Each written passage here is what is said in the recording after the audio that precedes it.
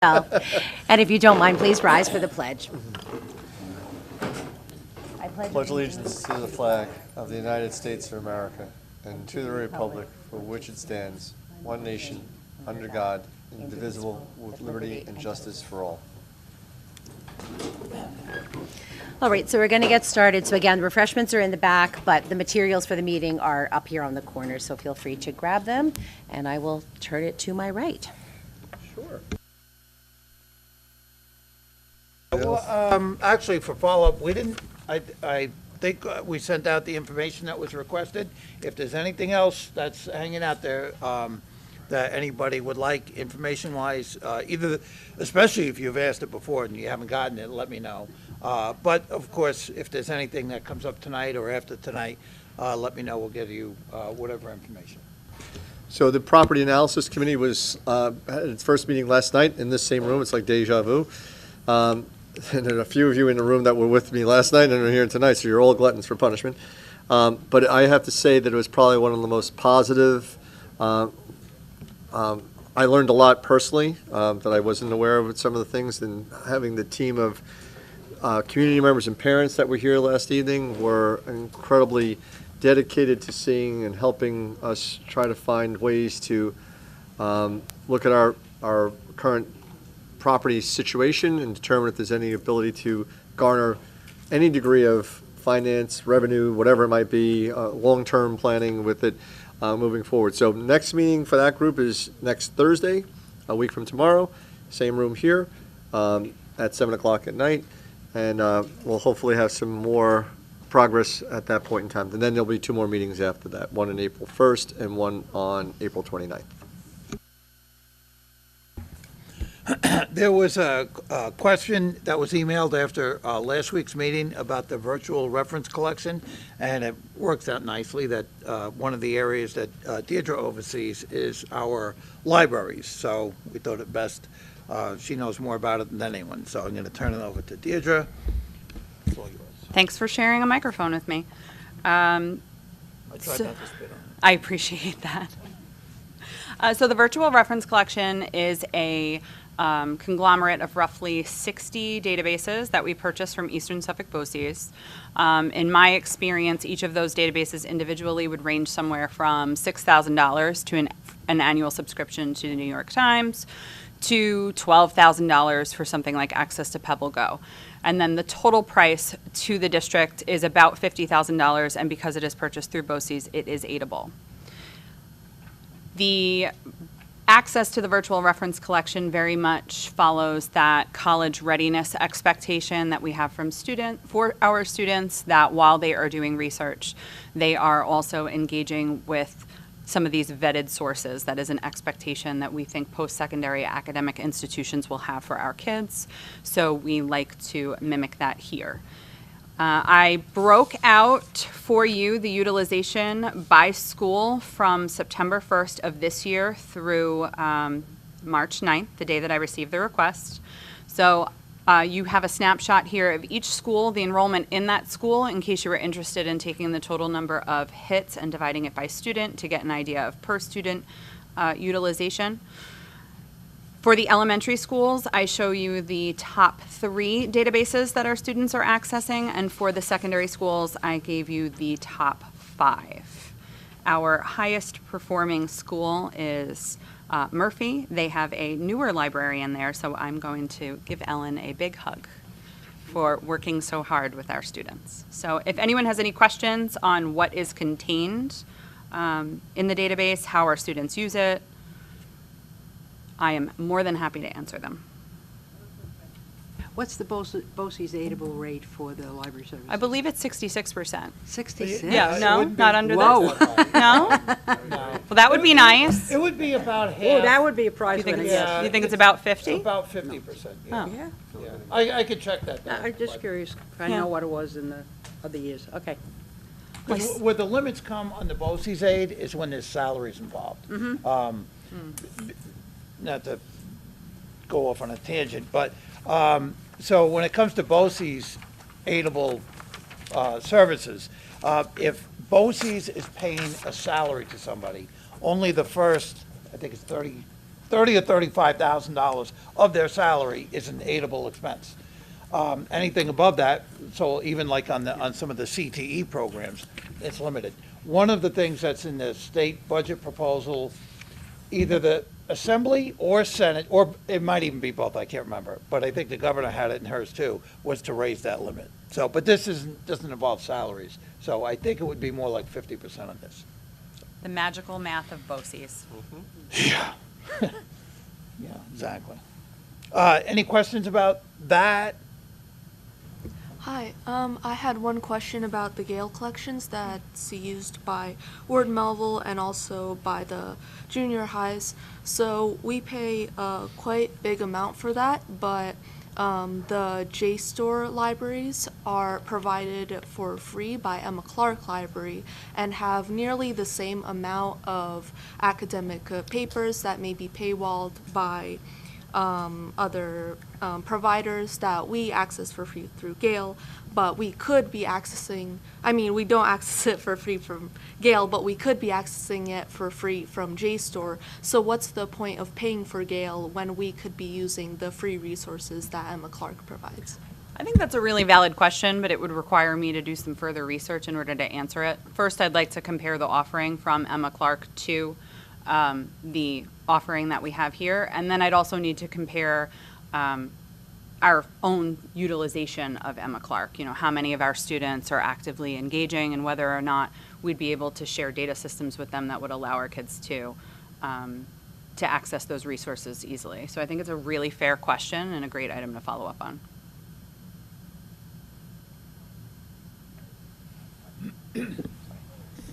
So on the VRC, I spoke to my librarian and said, sorry, do you still use it? Because I hadn't used it in a few years.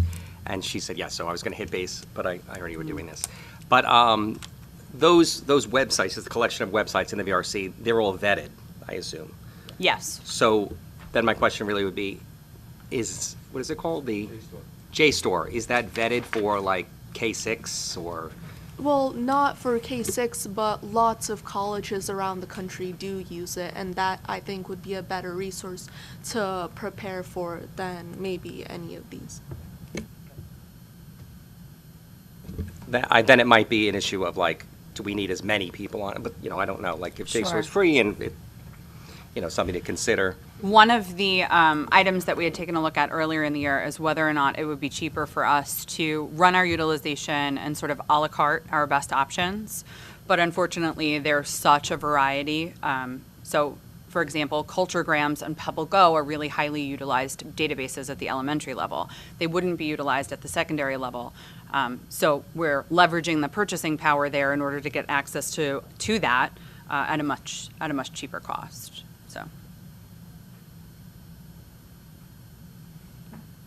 So you're saying that we don't have any more encyclopedias on the shelves that I used to be able to pull down? So most of the encyclopedias that I've seen lately have been used for art projects. Great, thanks, that makes me feel better. It's called upcycling. Got it. And it says Eastern Europe is still behind the Iron Curtain. Oh, come on. Any other questions about that or comments about, okay. So we have a little bit of a change in the Board of Education budget review schedule. So we had a regular board meeting scheduled for next Wednesday. That regular meeting is being rescheduled to the following Wednesday. But then what we're having next Wednesday with the Board of Education is an exec session only.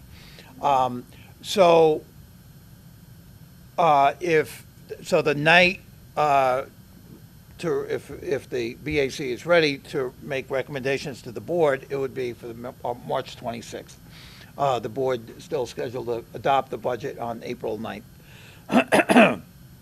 So what we're thinking for tonight is we'll be glad to take any questions, but we're thinking maybe tonight would be a good night for you to all start discussing what your recommendations would be. We can give you a little bit of You know, when, you know, we had discussed what, you know, a lot of cuts that we have to make. We can give you a little bit of an overview of that. We can't get into too much detail yet. That's still being worked out. And besides, you know, we're talking about people's jobs, so we don't want to say, you know, this position and that position in public at this time. We haven't gone over, that needs to be gone over with the board as well.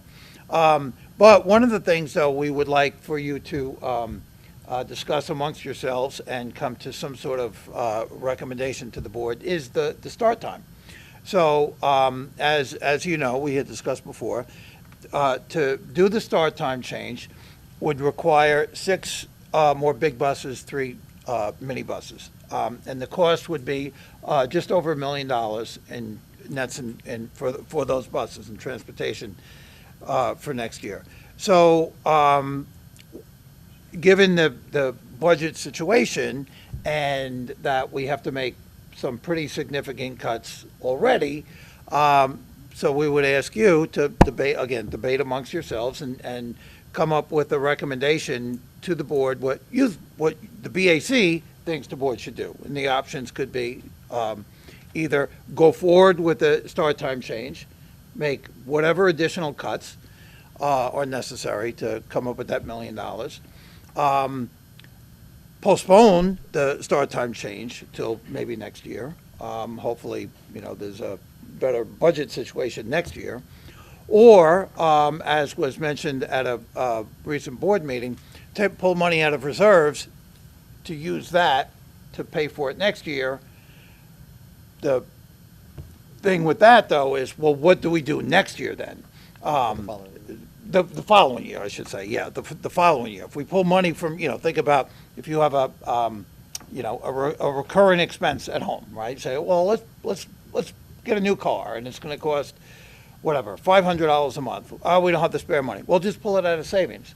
Well, that's fine. Are you going to pull it out of savings every single month for the length of time you have your car? At some point, you would think you would want to work that into your budget. Well, same thing with this. So if we pull money out of reserves, what do we do the following year? How do we work that into the budget? So, So the budget that Mr. Carlson distributed last week, that shows the 7.6 million, because the board has already approved the start time change earlier in the year, that's part of the 7.6 million. It's already in the budget. So what you had there is already in that piece. The retirement piece that we mentioned, with the number of retirements, was not included, correct? the people who are retiring, who've already said, I'm retiring next year, we have the savings worked into that budget that you have. And the people that we are not replacing who are retiring That completely. we do not have. That we don't have. in there. What the budget, a line item budget you have, that one that's a $7,576,000 above where we need to be, does not have any change of staffing for next year. So So- none of the staffing change for the grade reconfiguration or anything else. So to be completely transparent, out of the 20 teacher retirements, 9.8 of them right now do not have to be fully replaced. So that is a potential another additional $1 million. dollars that will help, but that will bring that 7.6 down to 6.6 right away. So just putting that out there, so we're completely transparent about what savings will be when that happens. And we did staffing at the cabinet level today. The next staffing meeting in district is on Monday with all the principals, all the directors coming together to go through and chairs to go through their departments and look to see if there's any other savings or not, if we have to increase in some areas. Just so we're aware, while we are reducing in some areas, we are still hiring in others. So it's not as if we're letting go all this and then we're not hiring anybody. There's hiring for different positions because of need in the district. So there's about 8 positions in total that have to go into the budget in order to accommodate some of the needs throughout the district. Were you able to determine what % increase would be required to keep the class sizes as is this year, or next year? Not exactly, because we're still going through it with the staffing. But as I mentioned last week, if we didn't make any staffing changes at all, it would require about a 7.1% increase. So knowing that there would be some staffing reductions anyway because of the grade reconfiguration, some positions we might not need because of enrollment changes, that kind of thing. So it would be in the 5% range, though. I don't know exactly yet because we're still going through the staffing numbers. Right, so- But it would be around 5%. So just to be clear, because there was a coffee with Kevin here about an hour ago, which I survived, thanks to Sue, and Carmine, just barely.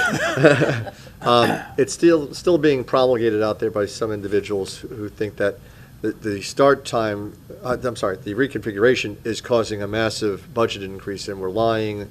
It is actually a savings of about $800,000 to $900,000 by doing it. That comes from we're moving JV sports. When you combine two junior high schools in one grade level into one school, you automatically reduce the number of sections needed because you're operating 18 sections right now on both grade levels in the ninth grade in the junior highs. You don't need 18 sections when they're combined. And as we said, with the senior class going out at 525 and the ninth grade class going to 10th grade next year, not even talking about the ninth grade coming in on its own, the 8th to the ninth grade, there is staffing reductions just there. That would have happened regardless of whatever the budget number was. We just don't have as much need for as many teachers in some of those areas as we are indicating. But going back to the additions, one example is we have 660 requests for business classes, students going to business classes, and we only have 3 teachers. And it's actually only 2.7 because one of those teachers is responsible for doing the work study and internship program, Ms. Lippman. And as I said last meeting, she's probably still out right at this hour going around to businesses in the community. To cover those requests, we would need additional staffing there. So that's part of the addition. So those students wouldn't be turned away from their elective choices. Otherwise, if they were, they could pick from other elective choices in other areas, but there's also a possibility they could wind up in study halls. We really, on this type of district, the caliber of the district we're at, we shouldn't be looking to be putting students in study halls. We should be trying to look to maximize students in as many classes as humanly possible within the confines of whatever we can afford to do in our district. So that's just one example of one area where we had to add. What type of an increase do you expect in the 26-27 school year for just salaries? Well, we have our couple of contracts in negotiations right now.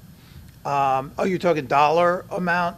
You gave or- us, so this year you gave us 6.1 Yeah, million. so like, probably, well, it would be, well, remember, the 6.1 includes the increase in the separation pay by $1 million. So I'm going to say, let's just say, for sake of argument, we increase that again another $1 million next year, right?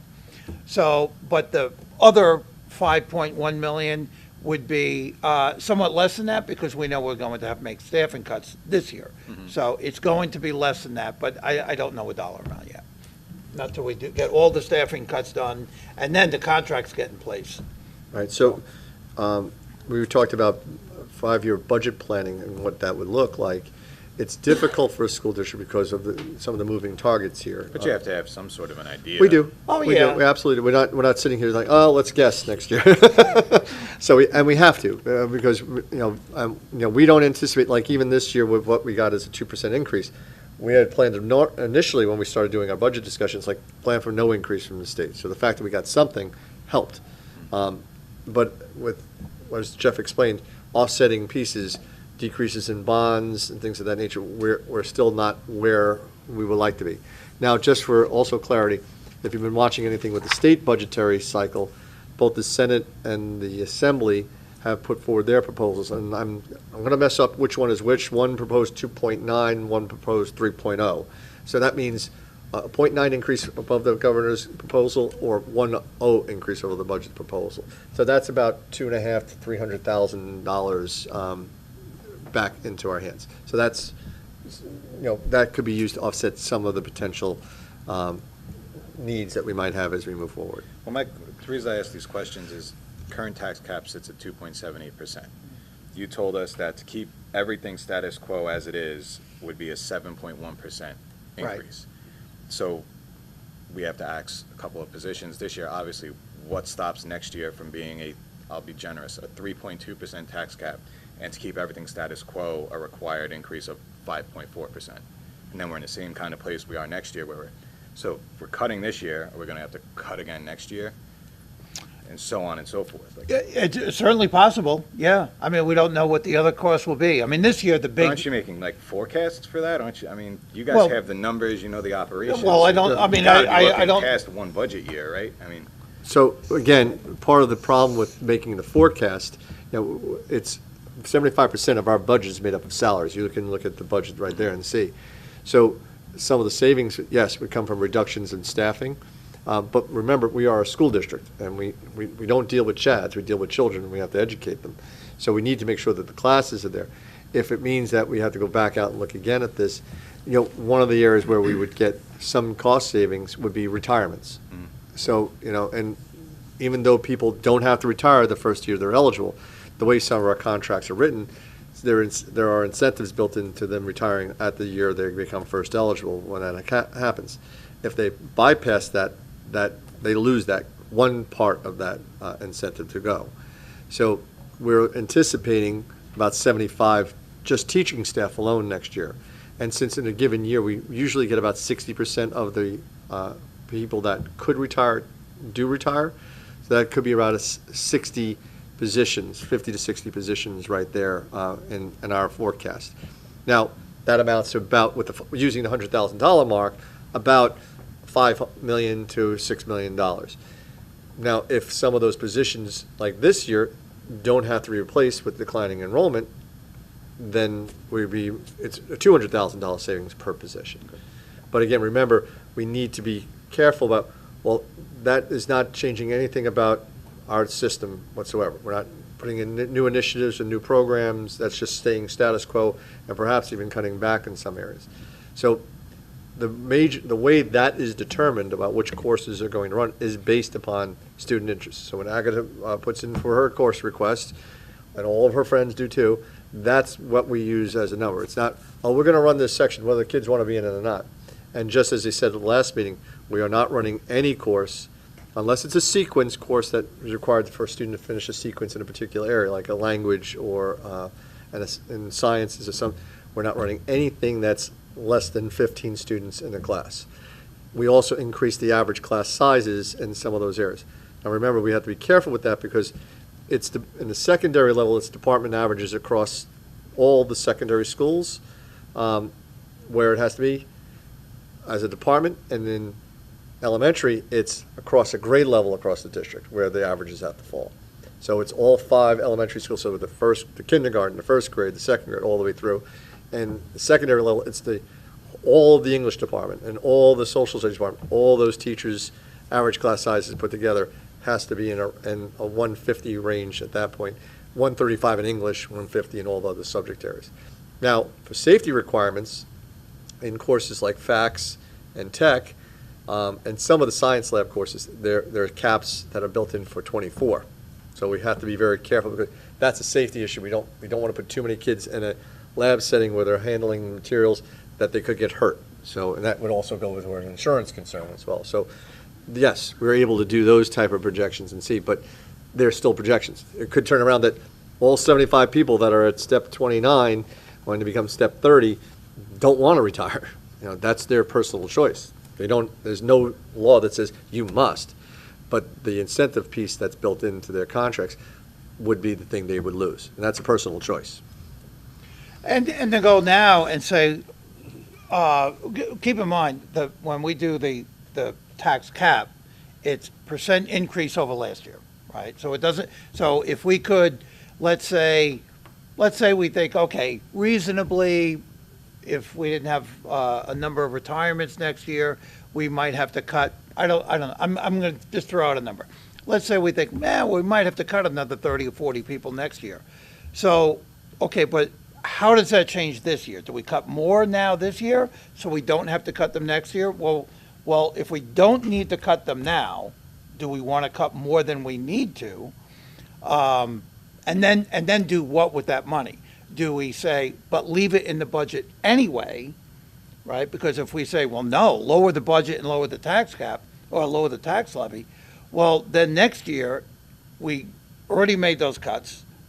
We'll still have the increase for the people that are here, and the increase in cost for health insurance, assuming health insurance goes up again next year, retirement systems, electricity, other insurance, all of that kind of stuff.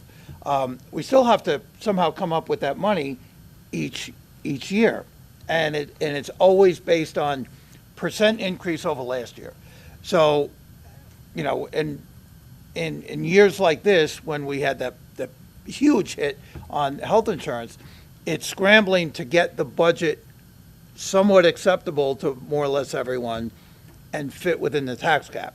Not, well, let's go even further than that to put us in a better position for next year.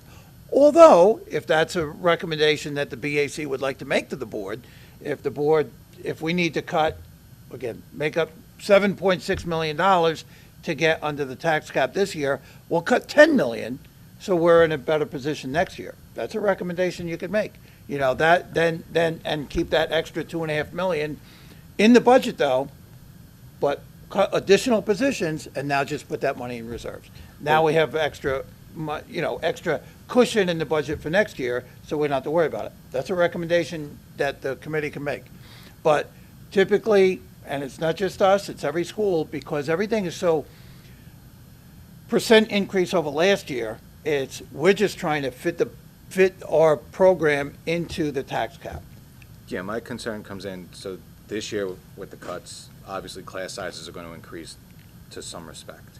Mm-hmm. So we make those cuts, we stay within the cap, and class sizes goes up.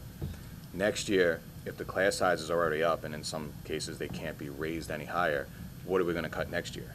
Regardless of what we cut this year, next year we're going to be looking at extracurriculars, possibly certain types of class offerings. So how long do we go before we're essentially faced with either making draconian cuts to existing programs and services versus trying to pierce the cap again? That's my question. That's a great question. And I think if it weren't for the, Kevin just mentioned too, it sounds like a broken record when we talk about all these retirements that are coming. We know they are coming soon. And so I don't know what soon means. I don't know if that means, I mean, we're already starting to see an uptick. We had 22 teachers this year? 20 teachers. 20 teachers this year. And forget last year because there was a special retirement incentive. But it wasn't all that long ago. 5-6 years ago, we'd have, 2-3 teachers retire out of 600. So it's because, that hiring boom that started in the 1960s, 30 years later, they all retired, got replaced. 30 years later, now they're retiring. So we're seeing the increase in the retirements, which has a tremendous cost savings. There's the whole brain drain and we're losing people with experience, and I understand all that. But dollars and cents wise, it's tremendous financial impact to the district if we have next year 30, maybe the following year 40, the following year 50 number of people retiring each year. It's a tremendous financial opportunities for the district, and where we don't have to make huge cuts just in order to get under the tax cap. Right. So two quick things. The PAC from last night, not the BAC, that's you guys. PAC last night. One of the things, we looked at all the properties in the district. So one of the suggestions was the piece of land here at North Country on 25A, selling that off. Now, the valuation of that land back from 2007 or 8, I forget which one it was, from the company that came in and did that, was around $1 million for that parcel of land. Nichols Road was around 1.2 million, and that, again, was 17, 18 years ago. So, sorry, Michael, there was a bunch of real estate agents here last night, and you weren't part of it. They were salivating like they were going to quit the committee so that they could go sell it and put a sign on. I'm like, and if they told us last night, we recommend you sell it, be like, okay, I would have gone down to the wood shop, made the sign, and put it up last night, and made sure we had it up there. But what comes from that is obviously going to be worth more money than it was evaluated for in that time period, and whatever the estimates come in as, and that's the homework they have to try to figure that out for us and come to next week's meeting and see what that looks like. The thing then is, all right, so if you did sell it, now what do you do with that money? Now, short term is, oh, you have to fix the budget right now. But long term, what you're really, like you're saying, you're really just kicking a can down the road. So maybe it should be a split. Maybe partially solves the problem, and then partially it's put into some type of reserve, whatever that might be. And then also considering some of the other factors of, all right, looking at all the buildings, how do we get some long-term revenue coming in? Rental to other places, moving some things around, increasing programs like the academy, expanding it to a middle school model. We had brought up again last night, Sue actually did that about, we had the idea during the strategic planning, start a school for the arts. That could bring in, there's no school for the arts in Suffolk County. Maybe that would bring in, we have a very robust arts program here, theater arts, music, and art itself. Maybe that would attract other districts to send students to us because of the nature of the strength in those programs we have. We're already bringing in students for AP courses that other districts in our surrounding area don't offer. They come to us, several from Port Jeff right now. We offer the most AP courses of any high school in this region of Suffolk County. So it's an attraction for some families to move here and some attraction for kids to go here for other levels.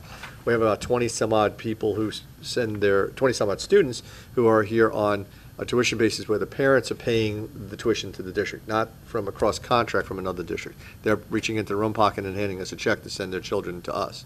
So there are pieces like that that we're still going at as well. So hopefully those two pieces, along with, we talked about the Hawkins Road property last night, we talked about other areas, like looking at all that, and what they're doing is looking at the deeds, what legally we can do, given some of the covenants on some of those properties, and also making some recommendations on how to pursue that.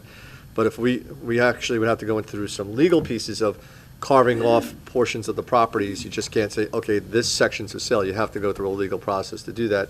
And the good people that were around the table that have the experience in real estate and law and architecture were very good at making recommendations. So we're going to hear more about that next week. But that, that solves maybe an immediate problem or could solve a long-term problem. And then bringing in revenue of some kind, as you kept mentioning, this building here being rented out either partially or fully, would be a long-term plan of helping offset some of our costs as we move forward. But looking at some of our existing programs and seeing about maybe we expand those to see if we bring in more. We have a waiting list right now to get into the academy. We have about 8 students from out of district that are on cross contract at $102,000 apiece. The waiting list is about 16 deep from other districts. Only trouble is by bringing in 16 more kids. We're now at 24. The academy right now only has 40 kids in it. So we didn't build it for another district to take advantage, like to have the program be for somebody else. It was meant for our students first. So we don't want it to become, oh, it's the academy, but it's for the academy for Smithtown, Comstock, Port Jeff, and whatever the district wants to send their kid to us. We built it for us first, and then if these other students do come, where we have space, and I know special education does the same thing, where we have space in our 811s, our 1201s, and our 1501s, we bring students in at the secondary level for that.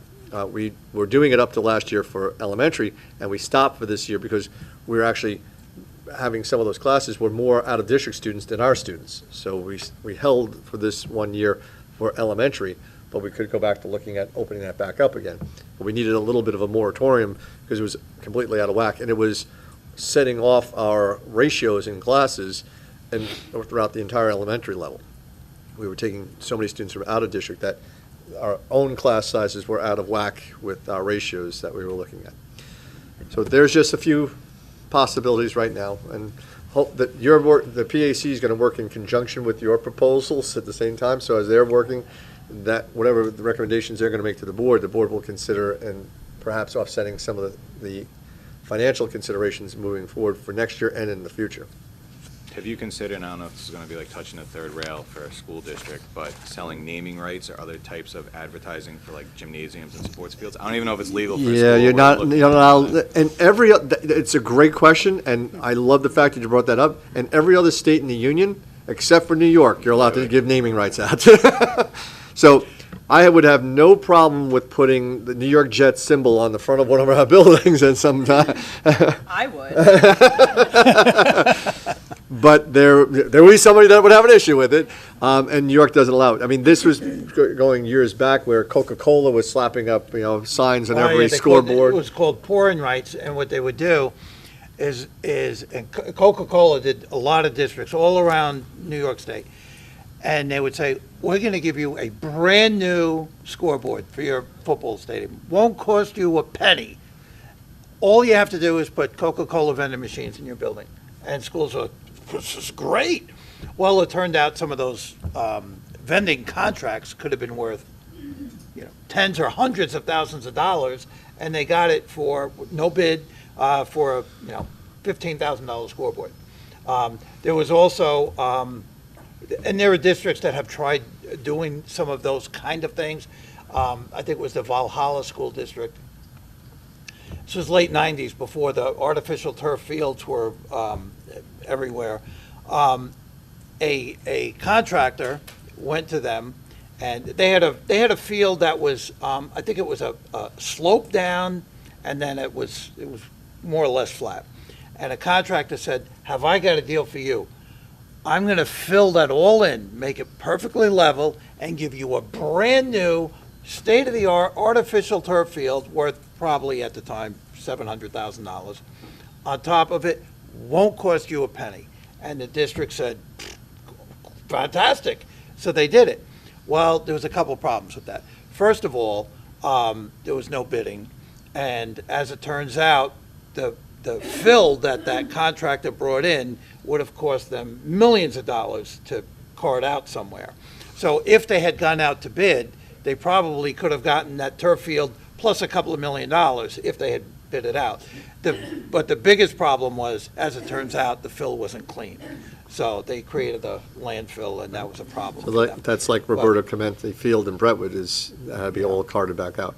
The private schools in New York State are not bound by this. They can have all people come in. My son's high school, their athletic facility, which was $11 million, was sponsored by Under Armour, and there's a big Under Armour symbol on the side of the building.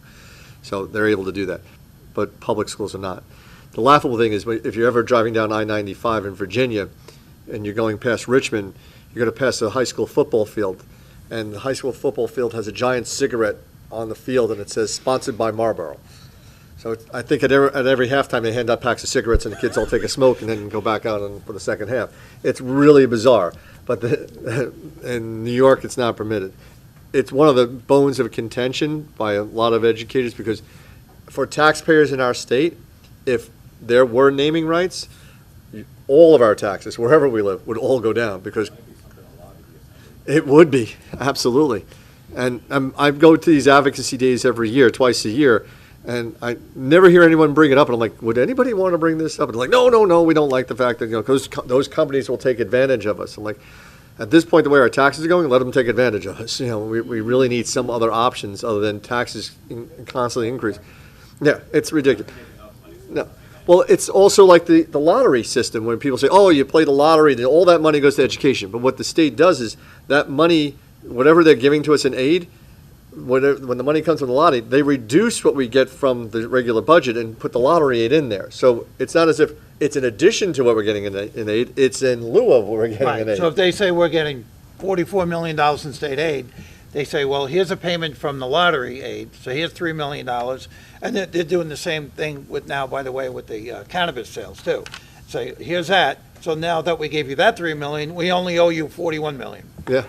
Sports betting, same thing. The video lottery terminals, the Yep. same, exact same way. So the aid is going to be the aid from the state, no matter what other sources of the revenue come in. And by the way, just to remind this committee, from an advocacy standpoint, the state is sitting on 15% of its budget in reserves, whereas we're capped at 4%, they're sitting on 15%.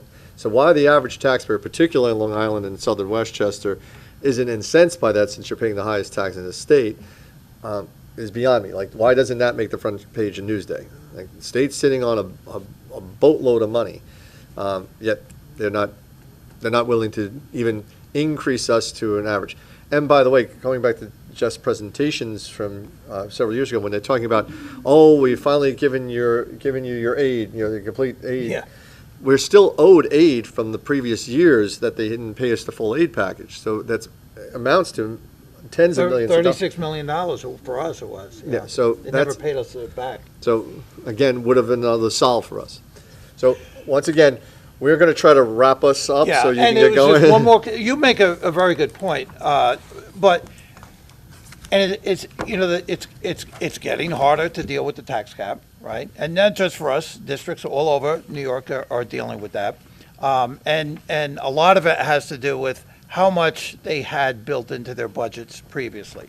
So I'm just going to tell you, so here's, from the period 2001 to 2008, these are what our tax levy increases were per year.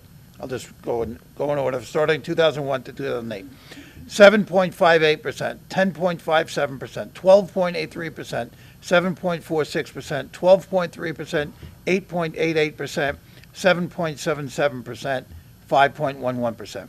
From 2000 to 2008, our tax levy almost exactly doubled.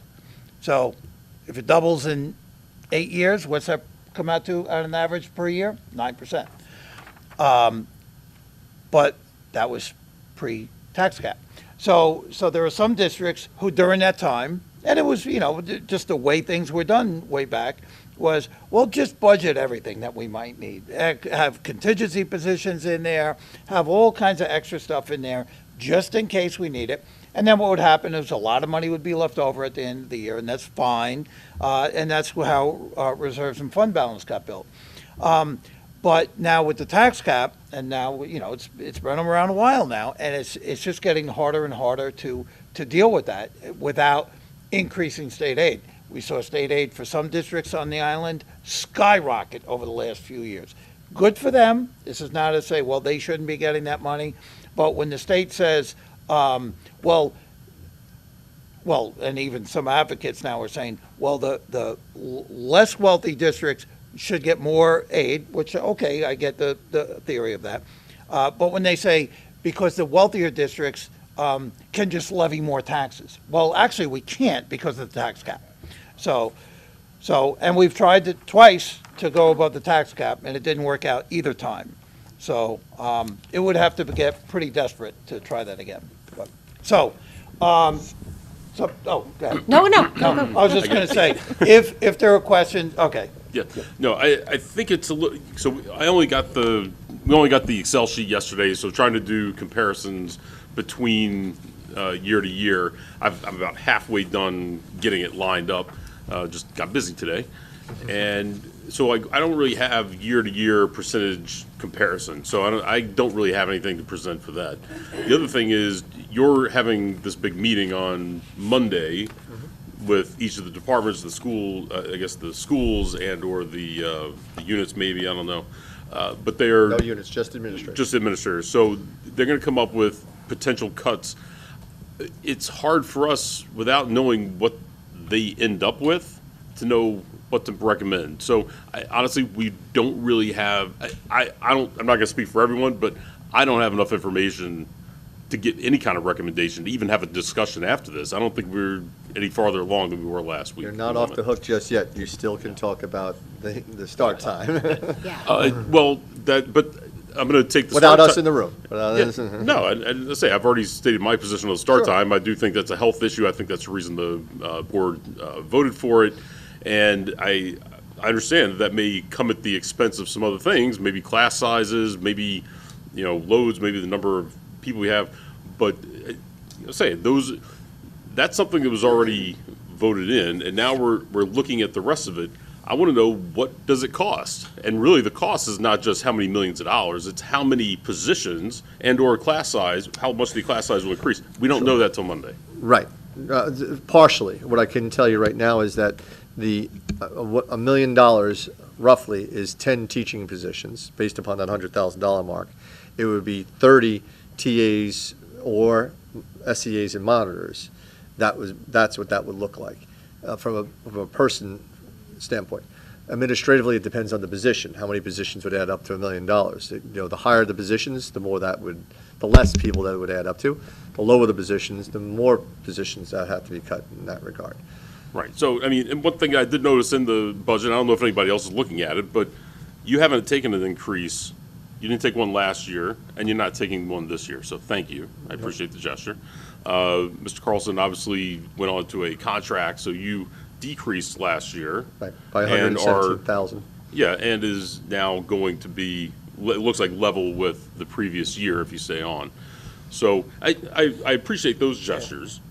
And we realize that this is, and educating our kids is very much a partnership between the district residents, the parents who are a little more invested than some of the others, and, the teaching, the staff everywhere. So obviously the thing that we're giving up at this point, if we have to just shoehorn this thing into, removing positions to make that happen, we're giving up our class sizes. Our students are giving up their, I guess the quality time, I don't know what you would want to call it, with the teachers. They won't be able to give them quite as much time. Right. But you have to appreciate, the single largest increase this year was $5 million in the healthcare benefits. Correct. The problem is, I'm a small business owner. If my insurance goes up $5,000, guess who pays it? That's me. Mm-hmm. You guys have a great contract. You pay 20%. No, Is they're 18%. Sorry. I'm rounding numbers off. No worries, no worries. Obviously, if you lose positions, that hurts. You don't want people, leaving positions. You also don't want the stress of having extra loads on all the teachers. They don't want to have classes with 30 students in it either. Right. Are you willing to make a concession so that we can balance this thing out? We're not negotiating a contract tonight. And I understand. That's very kind of you to offer that in a public forum, but no thanks. But I'm just saying, this is a partnership between all of us. It's an ecosystem. You put pressure on one side, it's going to pop out the other. So I'm just going to make all the recommendations that I think that are going to be reasonable. And I'm just asking. It's a public ask. Right. No expectations. I understand that piece, but when it comes down to where the positions are being discussed, the union representation and from all the different unions are going to have to probably excuse themselves in the room and let the rest of the members of the committee make their recommendations, because they can't, in all good conscience, make recommendations to cut their membership in any regard. What they do with negotiations between them and the board is a different conversation. But going back to, just so we're clear, Brian used this analogy, and I'm going to borrow it for a moment. When we look at our system, the teachers are at the core for our system, and that we work out in waves from the different positions that we have. So those support positions, while essential to our operation, like we can't deal with that, cutting too many custodians, then the buildings aren't going to be clean. Cutting too many clerical, then we're not going to have people able to answer phones or do some of the operational pieces. We have to be very careful. But we work from everyone, as I said, in those other units, with the exception of the SAC program, because it's self-sustaining, and the food service program, because it's outside the budget, are taking a hit. So all the units, there's 8 other bargaining units, there's something coming from everybody. And percentage-wise, when we sit down with the board next week at the executive session, and our meeting is when, Tuesday? Tuesday with you. After the staffing meeting next week, we can probably have a little bit more of a candid conversation, like this is what it means, how many people we're talking about overall. We cannot talk about individual people. We can talk about FTEs in all areas. When we say an FTE, that doesn't just apply to teachers, that applies to administrators, all the different positions, monitors, aides, TAs, all the way through custodians, you name it, all the way down the line, what that amounts to and what that monetary amount comes to overall in the budget. So we have to do our steps in our process, and I know we're not trying to rush you and saying, but at least give you an opportunity to have a conversation tonight about some of these things so that you can start the ball rolling. So next week when it comes, you're not, oh my God, we got to rush now to get this done. Remember, it's April 9th. We started much earlier this year than we've ever started before with the BAC, but we're still under a time crunch that April 9th, the Board of Education has to approve a budget, a monetary amount for the budget, and needs a recommendation from this committee. And we wouldn't be asking, and the board wouldn't be asking for the BAC to recommend, well, how many English teachers, how many social studies teachers, how many teachers from that school, how many custodians here, how many clericals there, how many aides here. That's not what the board would be asking the BAC to do. So to be perfectly honest, I mean, with all the cuts that we have to make, I'm not sure what else you might want to recommend. I don't know. You might say, well, I mean, this is an unusual year. It's not like we're here saying, we want to go above the tax cap, or we want to add this program, this program, this program, and this program, where you might say, yeah, that sounds great, but maybe now's not a good time for it, it's not worth the money, those kind of things. The only thing we're really adding is the start time. I mean, if you want to look at it from that sense. So that's why we thought, well, that's a good one to start with. Debate that amongst yourselves. Do you have a recommendation as a group? Either, yeah, go forward with it, and make whatever additional cuts are necessary, or not, or postpone. And when I say not, what I mean is postpone it. Or pull money out of reserves and then worry about it next year. And I'm not saying we don't have a recommendation on it. We want you to have your own discussion and recommendation on that. But the problem is we don't know what it costs yet. And I'm not talking about I'm not talking about the $1 million. I'm talking about what does it cost us in absolute class size? What is it going to look like in staffing? We don't know that till next week. So there's not really a way for us to discuss whether start time. It's almost like putting the start time out there as the scapegoat. And that's not really fair to all the people that, voice their opinions and to the board who voted for it. So I'd like to know what's it going to cost in staffing. Again, if it were teachers, it's 10 more positions. Where those 10 positions come from would have to be analyzed, whether it's elementary or secondary, and what might have to be cut from there.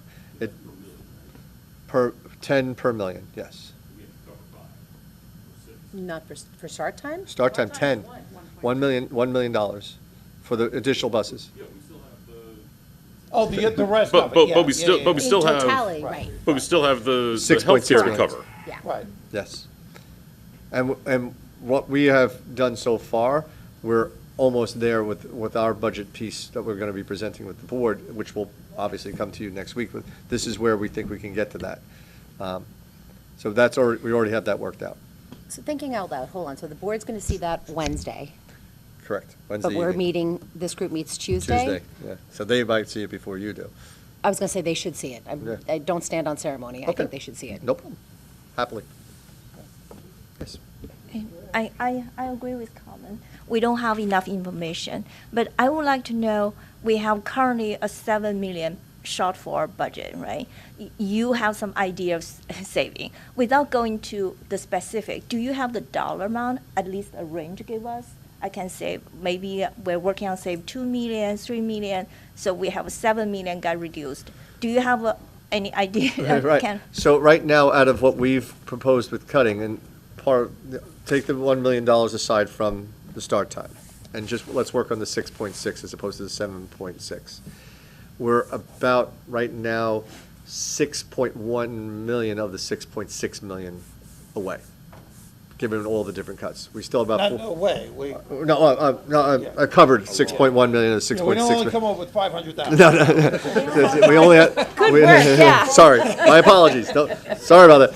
So we only have about $500,000 left. Now, that may sound like a lot of money, but given our overall budget, tweaks in different areas, with different codes that you have in the budget, we can probably get to those. And let's say we do get an aid increase, if one of these proposals from the Senate or the Assembly is approved, that could be part of that money that we would be the stopgap between what we're shy.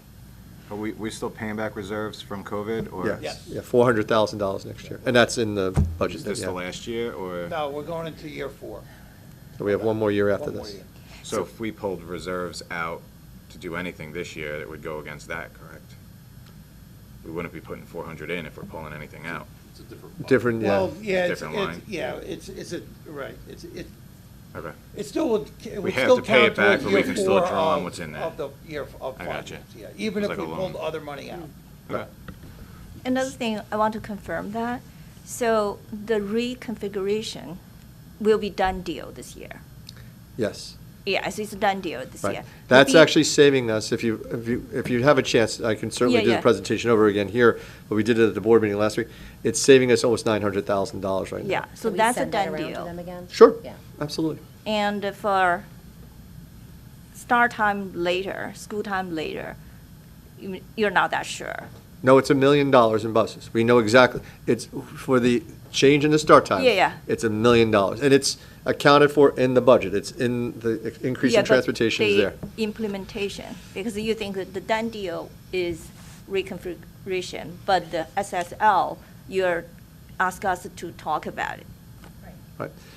The Yeah, start but time, I saw those two are together. they're never been together. And I will debate that with anybody, because when I did 42 presentations on this, we never linked the No, two. realistically. The people linked it together, saying, okay, if we save the money here, then we could use it for that. That's a possibility. But we also said you could also have, as Carmen has said, close it or repurpose a school. That could have also been done to offset that too.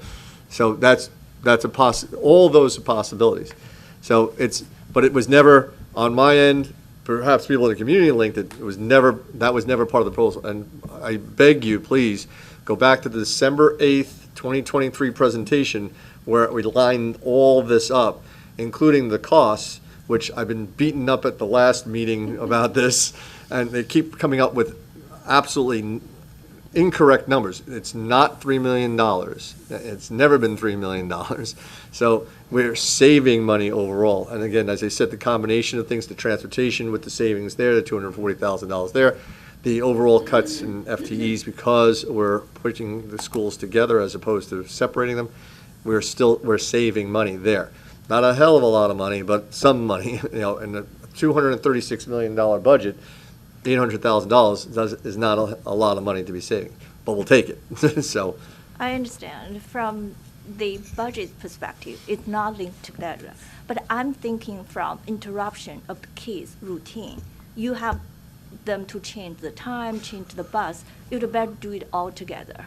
If we don't do it this time, probably start time later will never be done. I don't know that that's true, and we're definitely not going to litigate it again tonight. I Yeah. agree with you, in a perfect world, if it didn't Yeah. cost any money, of course, the two things should have happened together. But we never said they would happen together. Okay. And to answer your question more specifically, with what's in there is the money for the reconfiguration, and what's in there right now is the start time. The reason we're having the conversation is because desperate times call for desperate measures. We have to look at everything. In fairness, before we talk about letting teachers go or anything else, we have to look at every possible place where we could save money to get over this hump. So that's why the conversation's happening again. Yes, it is in there right now, but the conversation's back on the table to perhaps consider pulling it out or looking for a different way of funding it.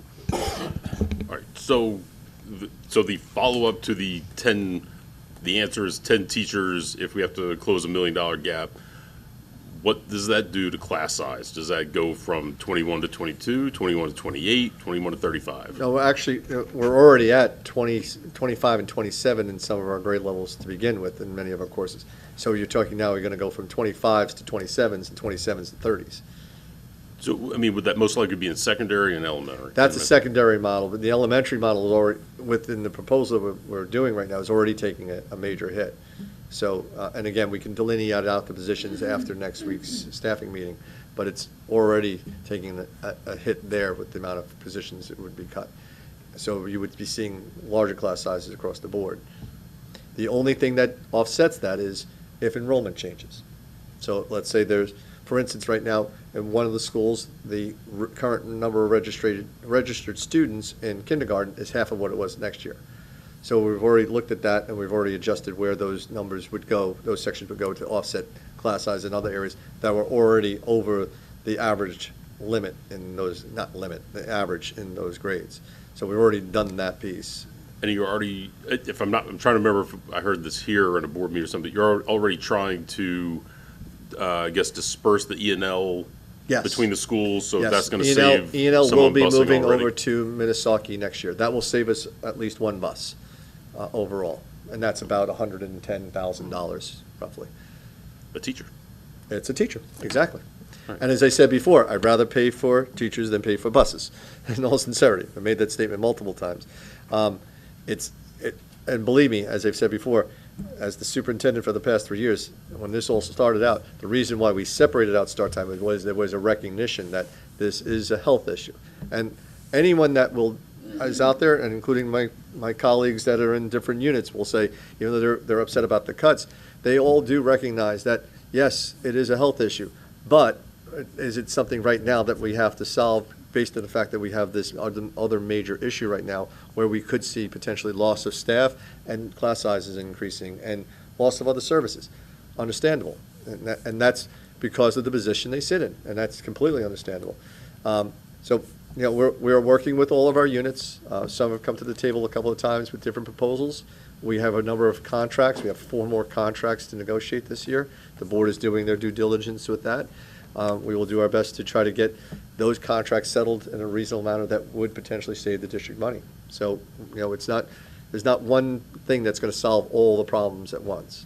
Believe me, if I won the lottery tomorrow, I'd give you the $5 million and call it a day. We're all settled and everyone will move on. But I'm going to be moving to Tahiti at that point in time, especially after the last coffee with Kevin. So any final questions? No? Okay, then we'll leave you to it. Thank you so much, everybody. Thank you. I'm usually 10, and I have a town board in front of me asking me those questions. Me too.